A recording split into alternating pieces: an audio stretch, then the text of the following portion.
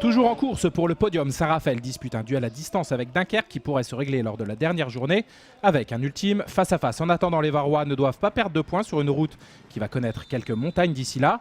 Alors en pleine, face au 12e Toulouse en quête de maintien, seule la victoire est envisagée, ce même si Morten Olsen a quitté la semaine dernière la Méditerranée pour Hanovre.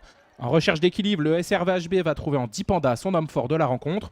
Le gaucher 7 buts, fusil d'entrée Pardin qui est pris de court. Sur l'action suivante, le portier international se reprend face à un Thomas que l'on a connu plus inspiré.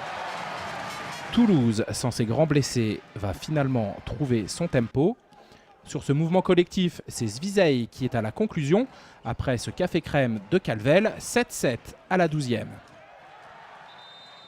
Progressivement, les visiteurs vont prendre un petit avantage grâce encore à l'impact de loin de Dipanda. Si Saraf est devant, c'est aussi parce que Djukanovic sort des ballons, comme ici face à Morancy. 8-11 à la 21e. Dans le Money Time de cette première période, le Phoenix va combler un peu son retard qui sera amené à une longueur après ce penalty de Porte. 13-14 à la 30e, tout reste à faire. Après la pause, les débats reprennent sur la même tonalité qu'en fin de premier acte. Les Varois font le jeu et mènent d'un but avec comme moteur Dipanda.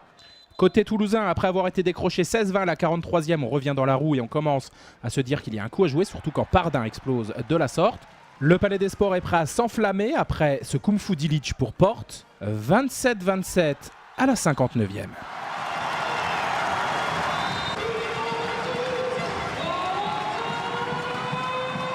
Il reste alors quelques secondes pour les visiteurs sur cet ultime tir d'Abili qui fracasse dès 10 mètres. Dumoulin est battu et le buzzer retentit. Les visiteurs l'ont échappé belle et peuvent célébrer leur arrière-gauche. Victoire sur le fil de Saint-Raphaël, 27-28. Les Varois restent 3e. Toulouse est loin d'être sauvé.